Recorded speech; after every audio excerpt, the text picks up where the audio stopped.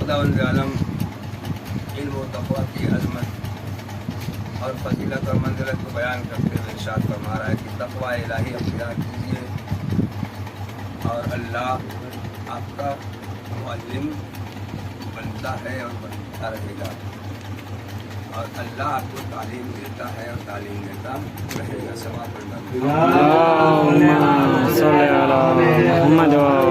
اللہ کیسے تعلیم دیتا ہے، اس بات کی تفسیر اور وضاحت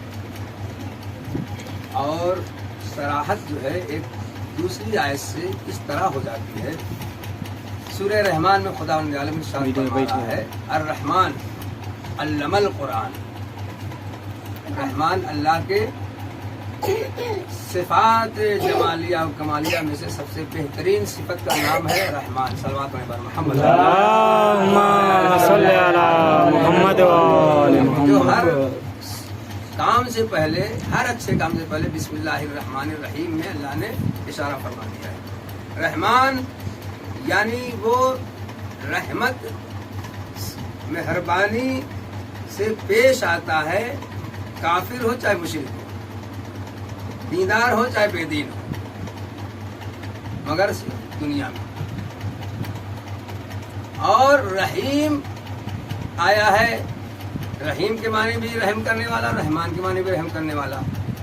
جب دونوں کے معنی رحم کرنے والا ہے تو دو لفظ اللہ نے استعمال کیوں کیے، یہ کون بتائے گا؟ یہ صاحبان علم بتائیں گے۔ صلوات بر محمد۔ علماء سے پوچھا گیا، صاحبان علم سے پوچھا گیا، صاحبان تقویٰ سے پوچھا گیا کہ اس بسم اللہ الرحمن الرحیم کی آیت میں جس کا معنی اور مفہوم و مطلب یہ ہے کہ شروع کرتے ہیں ہم اس اللہ کے نام سے۔ لفظ اللہ لفظ جلالہ کہا جاتا ہے، یعنی جو جلال اور روب کے اوپر دلالت کرتا ہے۔ اللہ یہ لفظ بہت ہی اہمیت کا حامل ہے، یہ نام اللہ کو بہت پسند ہے۔ اللہ رحمان صفت ہے، رحیم صفت ہے۔ رحمان سب کے اوپر مہربان رہتا ہے، رحیم صرف مومن کو اوپر رہتا ہے۔ یہ فرق علماء میں ہے۔ پھر اللہ رحمان اور رحیم ہے مومن کے اوپر دنیا میں بھی، آخرت کے میں، قبر میں بھی، عالم برزخ میں بھی۔ مومن کے اوپر ہمیشہ اللہ مہربان تھا اور ہے اور رہے گا۔ زندگی میں بھی، اس روئے زمین پر جب تک رہے گا، زیر آسمان جب تک رہے گا تب بھی، اور حتیٰ روئے زمین سے اٹھ جائے گا، جب قبر کے اندر چلا جائے گا، زمین کے نیچے چلا جائے گا، تب بھی اللہ مہربان ہے، رحیم ہے۔ اور جب برود حساب و کتاب، برود محشر، برود قیامت آئے گا تو اس وقت بھی اللہ اپنے مومن بندوں پر رحمان اور رحیم دونوں رہے گا۔ صلوات بر محمد۔ مگر غیر مومن کے اوپر آخرت میں نہ رحمان نہ رحیم۔ رحیم تو رہے گا ہی نہیں ان کے لیے، مگر رحمان دنیا میں رہے گا۔ اور اسی رحمانیت کا تقاضا ہے کہ جو دیندار اور بے دین، مسلم و غیر مسلم، سب کو اللہ نوازتا رہتا ہے، اور بلکہ انہیں بعض اوقات بعض جہتوں سے مومن بندوں سے زیادہ نوازتا ہے۔ صلوات بر محمد ہے نا۔ سب سے بڑا مالدار دنیا میں کون ہے؟ مسلم ہے یا غیر مسلم ہے؟ غیر مسلم ہے۔ سب سے زیادہ حکومت دنیا میں کن لوگوں کی ہے؟ غیر مسلموں کی ہے۔ سب سے زیادہ اقتدار اور سلطنت کس کے ہاتھ میں ہے؟ غیر مسلموں کے ہاتھ میں، غیر مومنوں کے ہاتھ میں۔ پاور کس ہاتھ میں ہے؟ غیر مسلم، غیر مومنوں کے ہاتھ میں ہے۔ ہونا کس کے ہاتھ میں چاہیے؟ مگر ہے غیر مومن کے ہاتھ میں۔ لیکن اصل اقتدار و سلطنت کا مالک ہمارا پروردگار ہے اور امام زمان اسلام۔ پردے میں رہ کر ہمارے مولا امام زمان علیہ السلام اس طرح سے سورج بادل کی آڑ میں چلے جانے کے بعد بھی، جس طرح سے چاند بادل کی آڑ میں چلے جانے کے بعد بھی اپنی روشنی بکھیرتا رہتا ہے، اسی طرح سے یہ قمر امامت اور یہ آفتاب و مہتاب امامت پردے میں رہ کر بھی ہماری مدد کرتے رہتے ہیں. صلوات اصلی اقتدار اور سلطنت اور حکومت تو اللہ اور مولا ہی کی ہے. یہ اور بات ہے کہ ظاہری اعتبار سے کچھ لوگوں نے غاصبانہ اور ظالمانہ طور پر تخت اور حکومت کو قبضے میں کر رکھا ہے، مگر ان کو بھی اس بات کا علم ہے اور اس بات کو مانتے ہیں کہ اصلی پاور، سپریم پاور اور سب کی دکھتی ہوئی رگ جو ہے اللہ ہی کے ہاتھ میں ہے. صلوات پڑھیں بار یہ کبھی کبھی سونامی، کبھی کبھی زلزلے، کبھی کبھی آندھی اور طوفان، کبھی کبھی جو ہے سیلاب، یہ سب کیا ہے؟ یہ اللہ کی قدرت اور اقتدار اور مالکیت کی ایک ہلکی سی جھلک، ایک ہلکا سا سایہ ہے کہ تم غرور و تکبر گھمنڈ میں نہ مبتلا ہو. اگر ہم نے تمہیں چند روز کے لیے 4-5 سال کے لیے حکومت و سرکار اور ستا دے دی تو تمہیں اس بات کا غرور، تکبر، گھمنڈ اور ذوم نہ ہونے پائے کہ ہم اقتدار اور ہم سلطنت کے ہمیشہ کے مالک ہو گئے. نہیں، آج ہو کل نہیں رہو گے، مگر اللہ کا اقتدار اور سلطنت ہمیشہ سے تھی اور ہمیشہ رہے گی انشاءاللہ. صلوات میں گرامی، اسی بات کو پیش نظر رکھتے ہوئے خداوند عالم نے الرحمن میں اشارہ فرمایا. الرحمن علم القرآن. وہ الرحمن علم کو اتنا دوست رکھتا ہے، قرآن کو اتنا دوست رکھتا ہے، قرآن ناطق و صامت کو اتنا دوست رکھتا ہے کہ اس نے، اس رحمان خدا نے خلقت بعد میں کی ہے، پیدا بعد میں کیا ہے، تعلیم قرآن پہلے دے دی.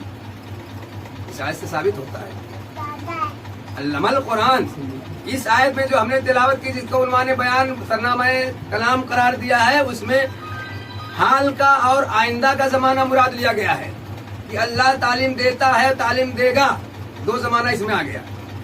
مگر گزرے ہوئے زمانے میں جس آیت سے دلیل اور پروف اور ثبوت ملتا ہے وہ یہ والی آیت ہے، الرحمن علم القرآن.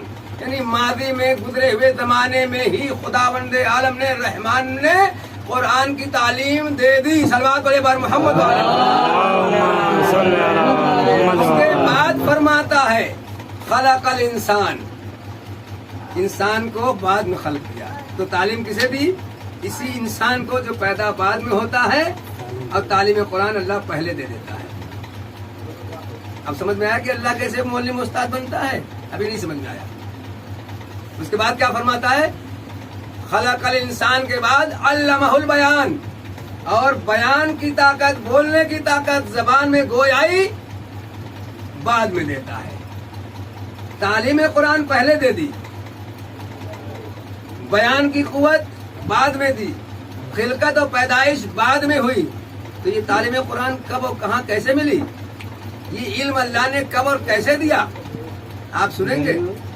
آپ کے ذہن و دماغ میں کتنی مرتبہ ڈالا جا چکا ہے کہ علم کے حاصل کرنے کا ذریعہ زبان نہیں ہے،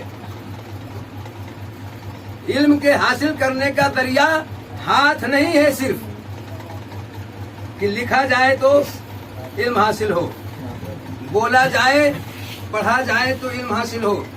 علم کے حاصل کرنے کا ذریعہ یہ جسم و بدن، اعضاء و جوارے کا صرف نہیں ہے، بلکہ ان اعضاء و جوارے کے بن جانے سے پہلے بھی خداوند عالم علم دیتا ہے اور دے چکا ہے. بلکہ وہ ہے علم القرآن سے ثابت ہوتا ہے.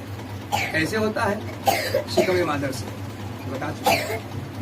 کان کے ذریعے سے پیدا ہونے کے بعد سے، یہ کان کیا ہے؟ علم کے حاصل کرنے کا ذریعہ ہے.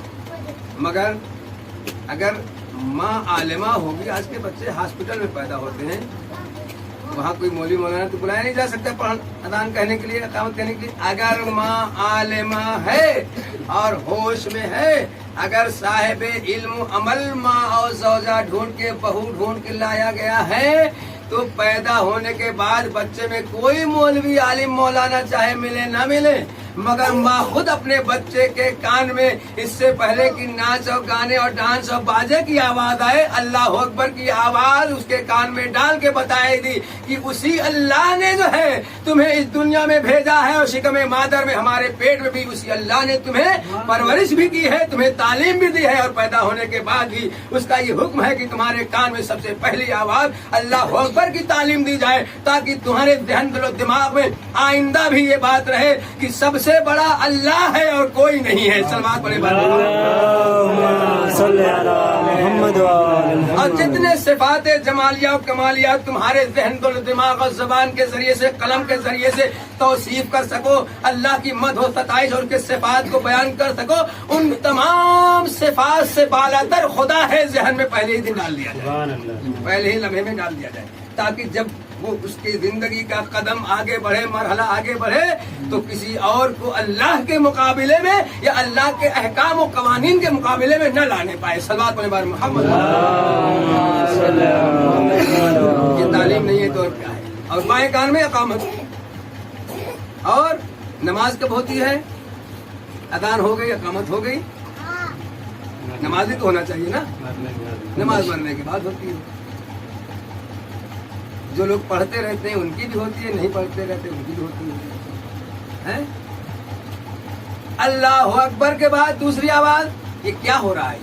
یہ کان کے ذریعے سے تعلیم ہی تو دی جا رہی ہے. اشہد اللہ الہ الا اللہ. ابھی اس نے نہ اللہ کا معنی سمجھا, یہ اللہ کے معنی مفہوم کیا ہے, نہ اکبر کا معنی مفہوم سمجھا, مگر کان میں اس کے ڈال دیا گیا ماں کے ذریعے سے یا کسی کے ذریعے سے کہ اللہ ہو اکبر, اللہ اکبر ہے. اس کے بعد کیا ڈالا جا رہا ہے؟ کسی کی تعلیم دی جا رہی ہے.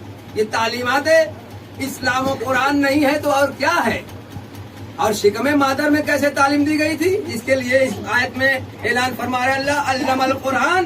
شکم مادر میں جب بچے کو ماں پیٹ میں رکھ کر قرآن پڑھتی ہے, قرآن پڑھاتی ہے, تعلیم حاصل کرتی ہے, دوسروں کو تعلیم دیتی ہے, اور جب خود بھی باعمل رہتی ہے تو وہ ساری تعلیمات اور علم و عمل کا اثر اس بچے کے اوپر ہوتا رہتا ہے. یہی تعلیم قرآن ہے جو خلقت سے پہلے اللہ دیتا ہے. صلوات پڑھیں. اس لیے ماؤں کو چاہیے کہ جب بچہ پیٹ میں آئے, جس خداوند عالم نے ایک بچے کو شکم مادر میں خلقت کا ذریعہ ماں کو بنایا ہے, تو صرف یہ خلقت ظاہری اور جسمانی بدنی قوت و طاقت و توانائی کا ذریعہ ہی نہیں بنایا ہے کہ ماں کو خوب کھلایا پلایا جائے تاکہ بچہ موٹا تازہ اور تندرست رہے, بلکہ ساتھ ساتھ ماں کے ذریعے سے غذائے روحانی بھی ملتی رہے, درود و سلام پڑھتی رہے, مجلس سنتی اور پڑھتی رہے, نوحہ پڑھتی اور سنتی رہے, تلاوت قرآن کرتی اور سناتی رہے, دعائیں پڑھتی رہے اور لوگوں کو سناتی رہے, مناجات کرتی رہے, دوسروں کو بھی سناتی رہے, زیارتیں پڑھتی رہے, دوسروں کو بھی پڑھاتی رہے, یہ سارے کام, نمازیں پڑھتی رہے, دوسروں کو بھی پڑھواتی رہے, یہ سارے واجبات و مستحبات کرتی رہے, تاکہ اس کے ذریعے سے بچے کو غذائے روحانی ملتی رہے, اور جب پیدا ہو تو عالم قرآن و مفسر قرآن ہو کر صلی علی محمد و آل محمد. تو علم القرآن, خداوند عالم نے فرمایا قرآن کی تعلیم پہلے سے دے دی ہے. اور یہی وجہ ہے کہ آج بہت سے بچے ایسے پیدا ہوئے جو 3 سال کی عمر میں, 8 سال کی عمر میں ڈاکٹر کی ڈگری لے کر آ رہے ہیں. کس کے, کون سے کتاب کے ڈاکٹر؟ قرآن جیسی کتاب کے ڈاکٹر کی ڈگری, پی ایچ ڈی کی ڈگری لے کے آ رہے ہیں. کہاں سے؟ لندن اور آکسفورڈ یونیورسٹی سے لے کے آ رہے ہیں. آج کوئی بچہ 8 سال کی عمر میں ہائی اسکول میں نہیں کر پاتا ہے, اور وہ ہائی اسکول نہیں, انٹر نہیں, بی اے میں نہیں, پی ایچ ڈی, اور بھی قرآن کا ڈاکٹر. یہ کیسے ایسا ہوا؟ اگر تعلیم قرآن شکم مادر سے یا اس سے پہلے سے اللہ نے اس کا انتظام نہ کر دیا ہوتا سورہ رحمان کی اس دوسری اور تیسری آیت کے اعتبار سے, تو بچہ کیسے 8 سال کی عمر میں اسی دنیا کا تو رہنے والا ہے. مگر اس بچے نے 8-10 سال کی عمر میں قرآن اور اسلام کے پی ایچ ڈی اور डॉक्टरेट की डिग्री लेकर बता रहा है कि देखो हम एक अदना से मोहम्मद वाले मोहम्मद के चाहने वाले हैं, जिनको इल्म लदुन्नी अल्लाह ने अपने यहाँ से देकर भेजा है, जिन्हें अपने मदरसे से पढ़ा कर भेजा है। इस यही वजह है कि जब उस बच्चे ने ये कारनामा, ये कमाल दिखाया तो दुनिया ये सोचने पे मजबूर हुई कि जब ये बच्चा ऐसा है तो जिसका मानने वाला होगा वो कैसा रहा होगा। ये कोई नबी नहीं, कोई रसूल नहीं, कोई इमाम नहीं। जब गैर मासूम के यहाँ ऐसे बच्चे गैर मासूम पैदा हो सकते हैं तो क्या मासूमीन के इल्म मार्फत और उनके कमाल, उनके फदाइल और कमालात का क्या आलम रहा होगा। तो अगर वो बोले तो कुरान नहीं बनेगा तो क्या बनेगा, अगर वो अमल अंजाम दे दे तो नमाज और रोजा और खुम्स और ज़कात नहीं बनेगा तो क्या बनेगा। उन्होंने जो बोला वो कुरान बना, जो किया वो अहकामात खुदा बन गए। अज़ीज़ान गिरामी, लेकिन हमको इसको पेश नज़र रखकर ही जिंदगी गुजारनी चाहिए। और हमें कुरान, आज दुश्मनों ने हमें कुरान से दूर कर दिया ये कहकर कि कुरान में रखा क्या है, और इसी कुरान से सब सीखा। तरक्की की साइंस और टेक्नोलॉजी सीखी, कुरान में क्या नहीं है। फरमान अली साहब ने अपने कुरान के हाशिये में, मुकद्दमे में, हाफिज फरमान अली साहब, हमारे यहाँ शियों में हाफिज भी पाए जाते थे, आज नहीं कई सौ साल पहले की बात है, मगर आज अल्हम्दुलिल्लाह बहुत से लोग पाए जा रहे हैं, हमारे यहाँ हाफिज हैं, कारी हैं। उन्होंने मुकद्दमे में बाकायदा साबित किया है कि खुदावंद आलम ने कुरान में किस चीज का इल्म नहीं दिया है। इस मकान के बनाने का इल्म कुरान में मिलेगा, इन कुर्सियों के बनाने का इल्म कुरान में मिलेगा, कपड़े सिलने का इल्म कुरान में मिलेगा, पढ़ाई का, लोहार का, हर चीज का, किसानी, चौपानी, ड्राइवरी, तैराकी, तीरंदाजी, हर चीज का इल्म कुरान में मिलेगा। साइंस और टेक्नोलॉजी कुरान में मिलेगी। काश हमने कुरान से रिश्ता अपना मजबूत तो रखा होता, कुरान नातिक से हमने रिश्ता मजबूत तो रखा होता। हमें खुदावंद आलम ने ऐसे बेनियाज रहनुमा दिए थे, बेनियाज किताब दी थी कि आज अगर हम उनसे रिश्ता अपना मजबूत जोड़े होते तो आज दुनिया में बेनियाज तरीन कौम होते, मुहताज न होते किसी के। सलवात पढ़े बर मोहम्मद। और इस चीज को अल्हम्दुलिल्लाह ईरान वालों ने साबित कर दिया, ईरानियों ने उस पर अमल करके साबित कर दिया। आज पूरी दुनिया को अपने कदमों पे झुका के बता दिया कि अल्लाह वाले ऐसे होते हैं, इस्लाम वाले ऐसे होते हैं, कुरान वाले ऐसे होते हैं, अहले बैत वाले ऐसे होते हैं कि जिनके सामने अमेरिका और इसराइल जैसी सुपर पावर ताकतों को झुककर दूसरों को सिफारिश के लिए भेजना पड़ता है, जापान को, कि जाओ ईरान को मना लो, पटा लो ताकि हमसे दोस्ती कर ले। क्यों? मौला का चाहने वाला ऐसा ही होना चाहिए। जिनके इशारों पे दुनिया चले वो दुनिया के इशारे पे न चले। अज़ीज़ान गिरामी, लिदा हमें इस बात को पेश नज़र रखते हुए इस्लाम और कुरान को और उनकी तालीमात को अहमियत देनी पड़ेगी। अगर अहमियत देंगे तो हम दुनिया में सर बुलंद रहेंगे, वरना दुनिया हमें दलील और खार और रुस्वा समझती है और करती भी रहेगी, और हो रहे हैं। लिदा हमारी शादियाँ इस्लामी और कुरानी उलूम की बुनियाद पर होनी चाहिए। अगर कोई बीवी और ज़ौजा कुरान और इस्लाम की तालीम हासिल किए हुए हो तो उससे शादी की जाए, ताकि जब बच्चा पैदा हो तो उसे इस्लाम भी सिखा सके, कुरान भी सिखा सके। सलवात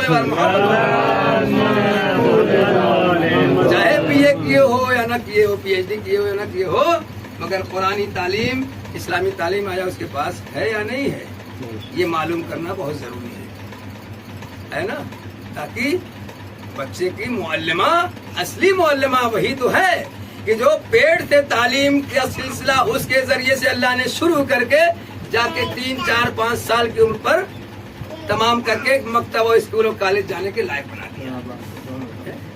तो अज़ीज़ान गिरामी, यही वजह है कि शादियां सोच समझ कर करना चाहिए, और ये नहीं देखना चाहिए कि अभी मकान नहीं बनवा पाए, अभी दुकान नहीं बनवा पाए, अभी रोजी रोजगार नहीं कमा पाए।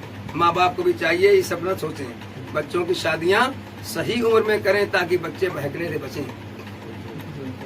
जी, इससे पहले कि बच्चे या बच्चियां दुनिया के खुराफात और खतरात के शिकार हो जाएं, मकान बना पाए या ना बना पाए, राज़िक़ और खालिक़ और मालिक खुदा है।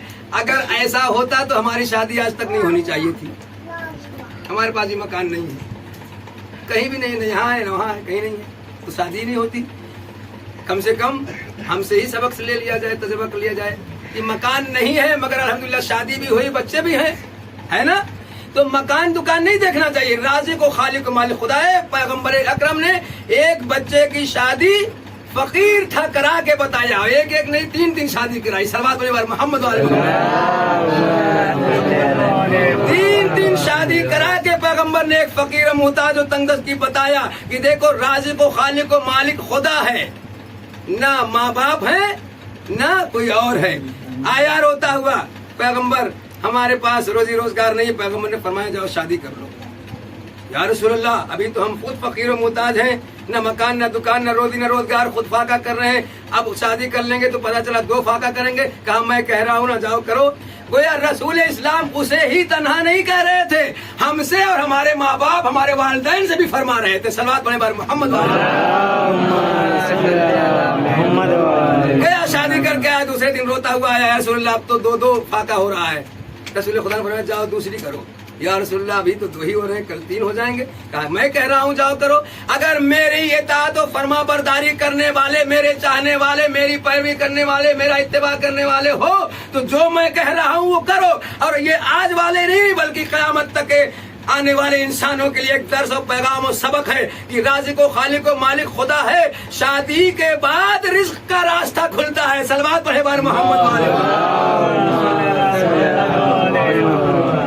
روزی روزگار بیوی کے قسمت سے ہوتے ہیں اور اس کے بعد بچوں کے قسمت میں سے اس میں اضافہ ہوتا رہتا ہے۔ جب تیسری کروا دیا تو اب ہنستا ہوا آیا، ہنستا ہوا یا رسول اللہ وہ تیسری والی بڑی برکت والی ہے، وہ پہلی دوسری جو تھی منحوس، صرف جو ہے بے عمل بے نمازی بے دین، وہ لیٹی بیٹھی رہتی تھی، 4 پائی کے بعد توڑتی تھی، نحوستیں گھیرے ہوئے تھی۔ بے نمازی کی ہڈی بغل کے مکان میں لا کے کسی چڑیے نے رکھ دی تھی آشیانے میں، تو اس کی نحوست آس پاس کے گھروں میں پہنچ رہی تھی۔ اور اگر گھروں کے اندر ہی کچھ بے نمازی موجود رہے تو کہاں سے برکتیں آئیں گی، کہاں سے برکتوں کی بارش رہے گی؟ روزی روزگار کی مشکل، اولاد کی مشکل، بیماری کی مشکل، ہر طرح کی مشکل گھیرے رہے گی، نحوست ہی نحوست رہیں گی۔ صلوات پڑھیں بر محمد۔ آیا ہنستا ہوا یا رسول اللہ، وہ جو تیسری والی آئی اس کے پاس ایک ہنر تھا چٹائی بننے کا، اس نے آتے ہی ساتھ ان دونوں کو بھی للکارا، شوہر کو بھی للکارا، ہمت دلائی، جرأت و طاقت و توانائی، اس طرح حوصلہ بڑھایا، شوہر کو للکارا جائیے آپ پلوتی کاٹ کے لائیے کھجور کی اور ہم چٹائی بنتے ہیں، لے جا کے بازار میں بیچیے۔ ان دونوں کو بھی سکھا دیا اور نتیجے میں کارخانہ اور فیکٹری چلنے لگی اس کی۔ روتا ہوا آیا تھا، ہنستا ہوا یا رسول اللہ آپ کے لیے بھی کچھ ہدیہ تحفہ لے کے آیا ہوں۔ رسول خدا نے فرمایا دیکھا برکت شادی سے ہوتی ہے، شادی کے بعد ہوتی ہے۔ اگر تمہاری یہ تیسری بیوی نہ آتی یا تیسری شادی نہ کراتی، کیوں نہیں تیسرے پہلے ہی نمبر پہ یہ تیسری والی مل گئی، یہ بھی ایک مراد ہے۔ صلوات علی محمد وعلی محمد۔ یہ تیسری والی پہلے نمبر پر مل جاتی، مگر وہ دونوں کو کون کھپاتا؟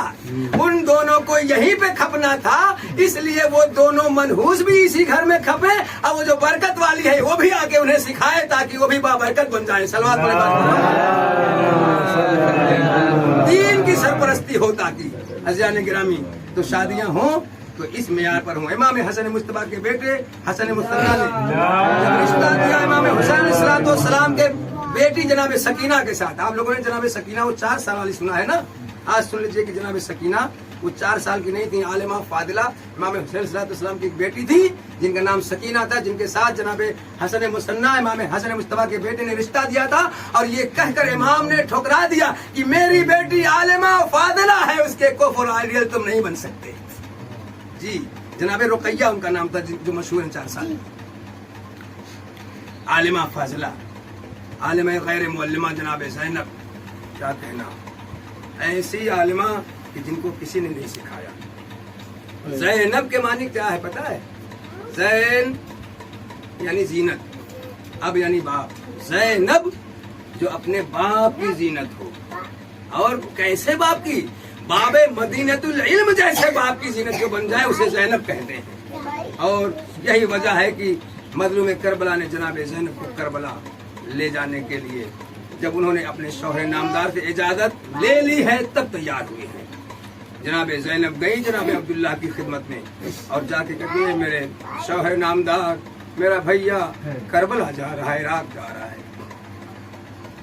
زینب جیسی عالمہ غیر معلمہ ثانیہ طہرہ جناب عبداللہ ابن جعفر طیار سے اجازت لے کر ایک درس اور سبق اور دے رہی ہیں خواتین کو، بیویوں کو، زوجات کو کہ دیکھو میرا بھائی آقا مولا ہے، میرے شوہر نامدار کا امام معصوم ہے، میں خود تعینات علی زہرا شہزادی ہوں، میرا شوہر، مگر شوہر کی عظمت بتائی ہے کہ شوہر کی عظمت کیا ہوتی ہے، دین کی راہ میں قربان ہونے جا رہا ہے، مگر میں نے اجازت لے کر بتایا کہ شوہر کی عظمت کیا ہوتی ہے۔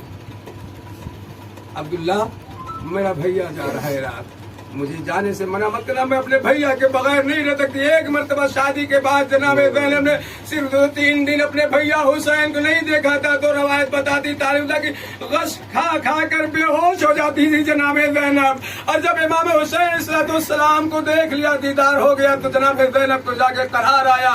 زینب نے کہا کہ اے عبداللہ میں اپنے بھیا حسین کے بغیر نہیں رہ سکتی، لذا مجھے منع مت کرنا، جانے دینا۔ جناب عبداللہ نے دستیاب جوڑے شہزادی آپ کیسی بات کریں، آپ با اختیار ہیں، صاحب اختیار ہیں، خود سے بھی جا سکتی ہیں، اور اے شہزادی اگر میں ٹھیک ہوتا، مریض بیمار نہ ہوتا تو میں خود اپنے آقا مولا کے ساتھ چلتا، مگر کیا کروں بیماری نے مجھے روک رکھا ہے، ہمارا آقا مولا مجھے لے جانے کے لیے تیار نہیں ہے، لذا آپ بھی جائیے اور یہ 2 کمسن بچوں کو لے کے جائیے، آنا محمد کو ایک کو روز عاشورا۔ جب میرا مولا آقا سب کی قربانی پیش کر رہا ہوگا، جب انصار اپنی قربانی پیش کر چکیں گے اور عائشہ کی باری آئے گی تو آپ ایک کو اپنی طرف سے ایک کو میری طرف سے قربان کر دیجئے گا۔ حضرت اللہ خدا کو کسی غم میں نہ رلائے سوائے غم مظلوم کربلا کے۔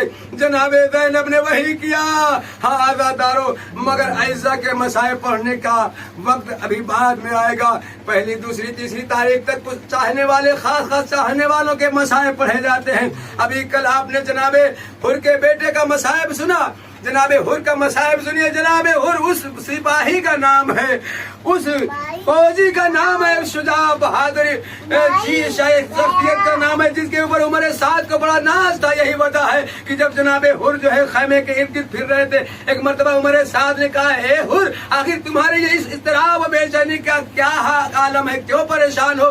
عمر سعد سے آواز دیتے ہیں جناب اے عمر سعد کیا واقعی کل کربلا میں جنگ ہوگی؟ کیا واقعی تو حسین مظلوم کو قتل کرنا چاہتا ہے؟ کہا ہاں اے حر، ایک ایسی جنگ ہوگی کہ تاریخ آدمیت و انسانیت قیامت تک یاد رکھے گی۔